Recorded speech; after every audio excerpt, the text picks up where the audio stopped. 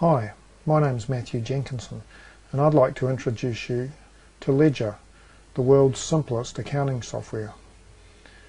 To start Ledger, double-click on the Ledger icon. This will take you to the main screen. On the left-hand side of the screen, you'll see a grey area with a number of headings. Now this is a navigation control that allows you to go to the different screens of Ledger. So to start, we're going to post an entry to the general ledger and we want to go to the entries screen. So we click on the word entries. To create the new entry, we click on the new button. Then we choose the date from the date control. And then the first account from the drop down will be the bank account. Because we're just starting out in business, we're going to make this our initial deposit. So we put a description in, and then the amount will put $1,000 or pounds or whatever currency you might be working with into our bank account. Now this is a debit, and if we press enter, we go to the next line and choose the other account from the drop down. In this case, because it's our starting out capital, we're going to choose the paid in capital account. We go to the description field and it defaults to the description on the previous line, and the amount field does the same, except you'll notice that the amount is showing as a credit, so it sets this to whatever is needed to balance the entry. Once we're done with that, we click on the Save button. Now if at this point our entry didn't balance, we would get an error message. Next, we're going to make another entry.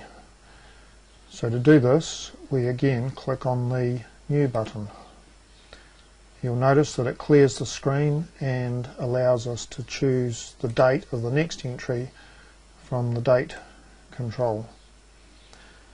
Now this time we're going to take $200 or pounds out of our bank account, so we'll choose bank account, and we're going to use this to purchase some raw materials for our business. So we'll put in the description, purchase of raw materials. We'll make it 200, and this time it will be a credit on our bank account. And press enter to go to the next line, and the other account will be materials. Again, the description defaults and the amount defaults to what's needed to complete the entry. And then we click on the Save button.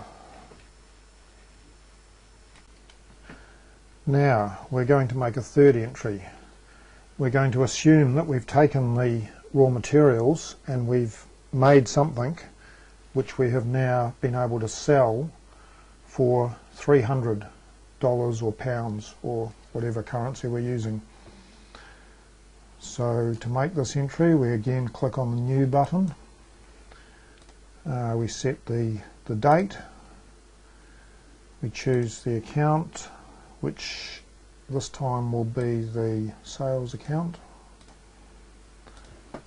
and we'll describe it as sales of finished items. 300. It will be a credit, and we put the money into the bank account. Again, defaulting to complete the entry, we click on the Save button. Suppose now we want to look at the entries that we've made. To do this, we have to go to the Accounts screen. We click on the word Accounts. We can then choose any of the accounts from the list and we'll have a look for our example at the bank account, and we can see there the 3 entries that we've made, and it shows you what the other account is as part of that entry.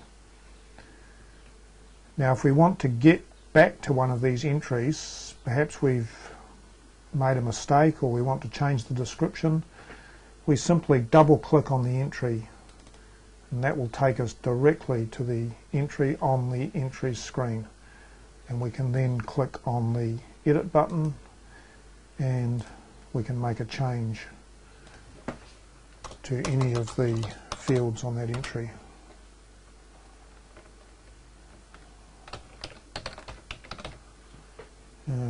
Let's, for example, change it to 220.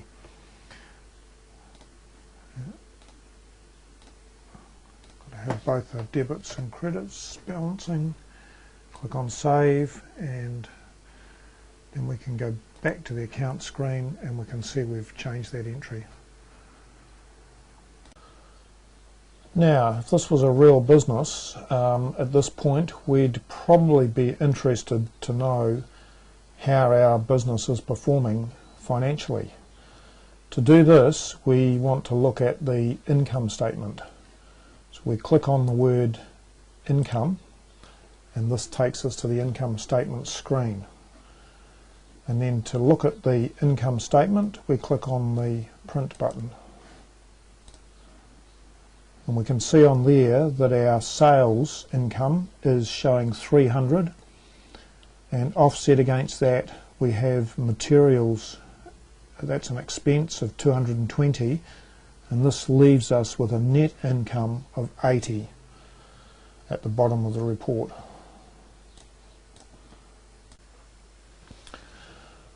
The other financial report that we might be interested in, if this was a real business, would be the one that gives us our current financial position. This is known as the balance sheet, and to look at this we click on the word balance. This takes us to the balance sheet screen, and we can view this report by clicking on the print button. And we can see there that our assets consist of a bank balance of 1,080, and if we look on further down on the report under the equity heading, we can see that that's made up of paid in capital of 1,000, that was our initial deposit, and we've added to that our profit that we've made on our sales of manufactured items of 80. So that's showing a total equity of 1,080. Now this balance sheet, this is a fundamental report for accounting, and it's always going to show these two numbers will always be the same because the two sides of the balance sheet must match. And I'm sorry, that's all we've got time for in this brief introduction to Ledger. If you do have questions, which I'm sure you will if you're planning to use Ledger, please have a look around our website or send me an email. My email address is Matthew with 2 T's at responsive.co.nz, and thank you again for taking the time to look at Ledger, the world's simplest accounting software.